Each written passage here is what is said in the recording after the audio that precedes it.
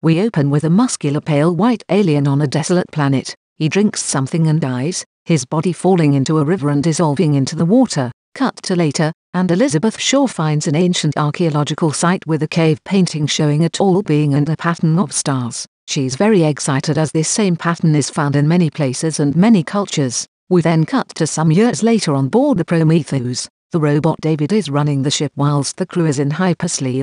They arrive at their destination in the crew wake. They include the Wayland Company executive Meredith Vickers, who is paying for the mission. Shaw briefs everyone on the reason for the mission, which they have not so far been told. She believes that aliens created life on Earth and that the constellation of stars drawn in the cave painting shows where the aliens come from. The planet they are now arriving at, she calls the aliens engineers, as she believes they engineered us. They take the ship down and find an ancient structure, landing nearby. Exploring, they find it abandoned and dead, but the body of a giant alien is there, along with a room full of odd cases which seem full of black slime. The alien looks just like the space jockey from the movie Alien. Most of them head back to the ship as a powerful storm arrives, taking the skull of the alien with them, but 2 of the expedition are cut off and left behind and must spend the night in the structure. The alien skull turns out to not be a skull at all but a helmet. The head inside is the same pale-skin humanoid species as the alien we see at the start of the film.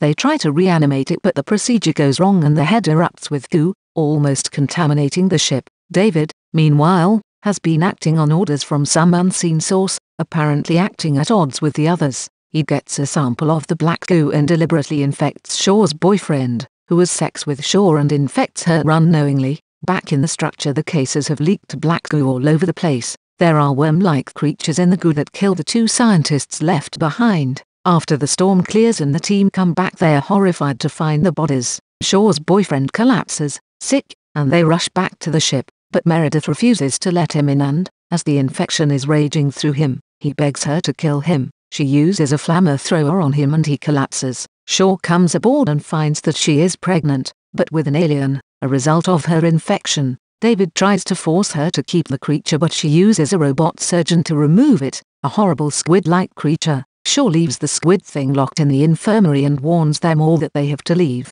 The engineer aliens are warriors of some sort, and the various monsters are things they have created as biological weapons. Rather than the meeting with the gods she hoped for they have found a planet of horrors, basically. However, it turns out that the source of David's secret orders is the company head himself, Peter Wayland. He is very old, and hopes the engineer aliens might be able to restore his health with their advanced knowledge. Under his orders they all go back to the ship and revive the last surviving engineer, who has been sleeping in a hypersleep tube, but it goes wrong. The engineer rips David's head off and brains Wayland with it, activating his ship as Shaw escapes. Apparently the engineers created life on Earth. This appears to be what the one we saw at the beginning was doing, seeding Earth with his own DNA, and now they intend to destroy it with their monsters. As his ship lifts off, it's identical to the one the Nostromo finds. The Prometheus captain takes off and rams it, bringing it down. Meredith escapes the crash in a lifeboat which contains the infirmary Shaw used,